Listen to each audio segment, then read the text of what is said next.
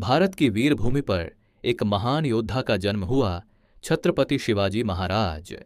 बचपन से ही शिवाजी महाराज के मन में स्वतंत्रता की ज्वाला जल रही थी।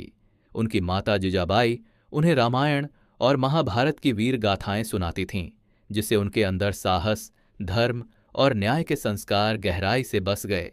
छोटी सी उम्र में ही उन्होंने ठान लिया था कि वे अपने लोगों के लिए एक स्वतंत्र राज्य बनाएंगे, स्वराज्य। समय के साथ शिवाजी महाराज बड़े हुए और अपनी छोटी सी सेना के साथ उन्होंने अपने मिशन की शुरुआत की। उनकी पहली बड़ी जीत थी तोरणा किले पर कब्जा। यह सिर्फ एक किला नहीं था, बल्कि उनके सपनों की पहली सीढ़ी थी। लेकिन असली परीक्षा तब आई जब उनका सामना शक्तिशाली सेनापति अफजल खान से हुआ।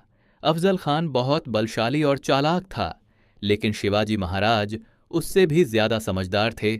उन्होंने अपनी सूझबूझ और रणनीति से अफजल खान को परास्त कर दिया। यह जीत पूरे देश में गूंज उठी।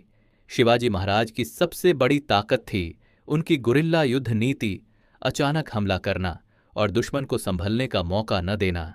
उन्होंने पहाड़ों और जंगलों का ऐसा उपयोग किया कि बड़ी से बड़ी सेना भी उनके सामने कमजोर पड़ जाती थी। एक समय ऐसा भी आया जब मुगल बादशाह औरंगजेब ने उन्हें आगरा में कैद कर लिया, लेकिन शिवाजी महाराज ने हार नहीं मानी। अपनी चतुराई से उन्होंने एक अनोखी योजना बनाई और फलों की टोकरी में छिपकर वहां से निकल गए। यह घटना उनकी बुद्धिमानी और साहस का सबसे बड़ा उदाहरण है।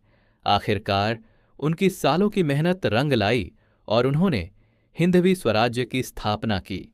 वे सिर्फ एक योद्धा ही नहीं, बल्कि एक न्यायप्रिय और दयालु राजा भी थे, जो अपनी प्रजा को परिवार की तरह मानते थे। यह कहानी हमें सिखाती है कि अगर इरादे मजबूत हों तो कोई भी बाधा बड़ी नहीं होती।